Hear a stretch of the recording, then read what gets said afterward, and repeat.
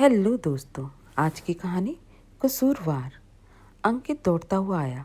Mummy देखो, बुआ जी को क्या हो गया है, कार्तिक को कितना मार रही हैं। ज्योति आटे सने हाथों से ही दौड़ती हुई आंगन में आई। दीदी, क्या हो गया, आप इतने गुस्से में क्यों हैं? अंकित कह रहा था कि बुआ जी गुस्सा हो गई और कार्तिक को डंडे से मार रही हैं। ज्योति ने रोते हुए कार्तिक को अपने सीने से लगा लिया। पूजा, मुझे मत रोको भाभी, मैं इसे मार डालूंगी। आज तुझे छोड़ूंगी नहीं। कहता है ये मेरा घर है। ये नहीं समझता कि जिस दिन से तेरी मामी आई है उस दिन से ही मेरा और इसका आधा हक खत्म हो गया इस घर पर। जब से अंकित हुआ है तब से तो हम इस घर के मेहमान ही बनकर रह गए हैं। अंकित सही कहता है, ये उसका और उसके मम्मी पापा का घर है। तू अपने घर जा। और कार्तिक को धक्का दे दिया इसने। ज्योति, दीदी मैं माफ़ी मांगती हूँ। बच्चों की बात का क्या बुरा मानना। बच्चे हैं, थोड़ी देर लड़ जाते हैं, अगले ही पल फिर साथ खेलने लगते हैं। ज्योति, मैं जा रही हूँ भाभी, भैया से कह देना कि इनका फ़ोन आ गया था इसलिए जाना पड़ा। तभी ज्योति की सास पूजा की माँ चिल्लाती हुई आई। ये कैसा शोर हो रहा है आंगन में? पूजा, माँ देखो भाभी ने क्या सिखाया है अंकित को। 6 साल का है, मारपीट करता है, जवाब देता है, कहता है मेरा घर है। आज तो इसने मेरे कार्तिक को धक्का दिया, वो गिर गया। मुझे भी गुस्सा आ गया। मैंने भी आज इसे मार मार कर सबक सिखा दिया। देखो कैसा सुबक रहा है मेरा लाल। मैं जा रही हूँ माँ, अब कभी नहीं आऊँगी। अब आप भी मत बुलाना मुझे। पूजा ननद रानी झूठे आंसू बहाते हुए बोली। सासू माँ, मत रो मेरी गुड़िया। जब से ये करमजली आई है मेरे और तेरे भाई के भाग फूट गए। एक लड़का भी नहीं संभाला जाता इससे। मायके से जैसे संस्कार मिले हैं वैसे ही दिखाएगी यहाँ। तू कहीं नहीं जाएगी। जाएगी तो आज ये घर से। आने दो कुणाल को घर, कल ही छोड़ आएगा इसे। ज्योति, मम्मी जी मेरी क्या गलती है इसमें? बच्चे हैं, कुछ भी बोल जाते हैं। आप घर में कलेश क्यों करवा रही हैं? मैं माफ़ी मांगती हूँ दीदी से। तू चुप रह, अब जाके अपना काम कर और रात में ही अपना सामान रख लेना। अब इस घर में आने की ज़रूरत नहीं। कुणाल के आते ही पूजा ने माँ को इशारा किया। माँ भैया आ गए और धीरे से अंदर वाले कमरे में सरक गई। इसी दिन कब तो ननद रानी बेसब्री से इंतज़ार कर रही थी, कब भैया भाभी को खरी खोटी सुनाए। बचपन से ही ननद रानी ऐसे ही स्वभाव की थी। किसी को बेइज्जत करने का मौका नहीं छोड़ती थी, ना ही किसी से उसकी बनती थी। घमंड तो 7वें आसमान पर था उसका। इसलिए इकलौता लड़का देखकर माँ पिताजी ने आलोक से ब्याह दिया। सासू माँ, सुन कुणाल, तू संभाल ले ज्योति को। क्यों, क्या हो गया माँ? अब क्या कर दिया ज्योति ने? तेरी बहन कुछ दिनों के लिए आती है घर में, उसे चैन से जीने नहीं देती।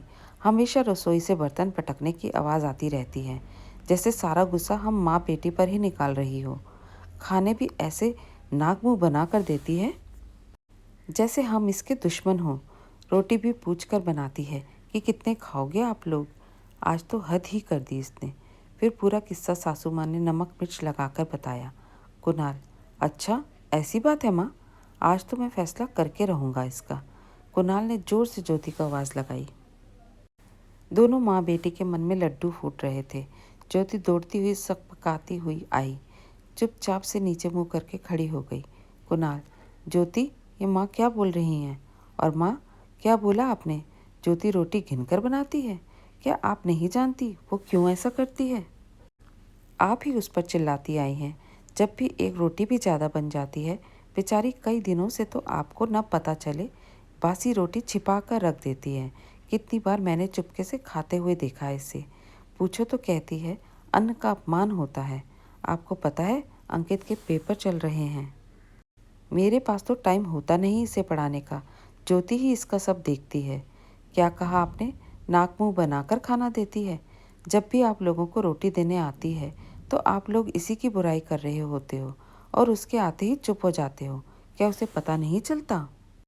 उसे नमक चम्मच एक एक गरम रोटी के लिए 50 चक्कर लगवाते हो। क्या पूजा खुद खाना नहीं ला सकती रसोई से? भाभी है उसकी, क्या थोड़ा इंतज़ार करके उसके साथ खाना नहीं खा सकती? भरे पूरे परिवार से आई है, कभी अकेले खाना नहीं खाया इसने। दिन में तो बस एक आध रोटी ही खा के रह जाती है। आप तीर्थ स्थान पर किसके सहारे छोड़कर जाती हैं? जवाब दीजिए। पूजा को कुछ भी देती हैं, कभी उसे या मुझे दिखाया है क्या क्या दे रही हैं? वो भी घर की बहू है और मैं बेटा। आप पूजा का स्वभाव तो बचपन से जानती हैं। वो हर बात बढ़ा चढ़ाकर बोलती है और आप विश्वास कर लेती हैं। कभी घर की बहू की भी सुन लिया कीजिए। वैसे तो अब सुनने की ज़रूरत नहीं पड़ेगी। बहुत हुआ समझौता। आज तब समझौता ही करती आई है। उफ तक नहीं की बेचारी ने। इतनी पढ़ी लिखी है, फिर भी घर में नौकरानी जैसे हाल बना दिया है उसका। इसमें मैं भी बराबर का कसूरवार हूँ। पर अब नहीं। कहते हैं बच्चे बूढ़े माँ बाप को बुढ़ापे में अकेला छोड़ जाते हैं। हर बार गलती बच्चों की नहीं होती, कई बार गलती माँ बाप की भी होती है। बच्चों को मजबूर कर देते हैं घर छोड़ने पर।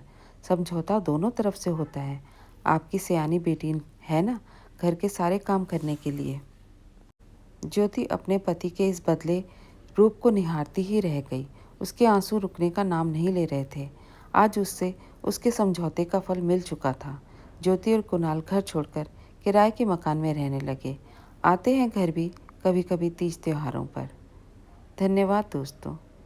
कैसी लगी आपको आज की ये कहानी? पसंद आई तो लाइक और शेयर ज़रूर कीजिए। नए हैं तो चैनल को सब्सक्राइब भी ज़रूर कीजिए।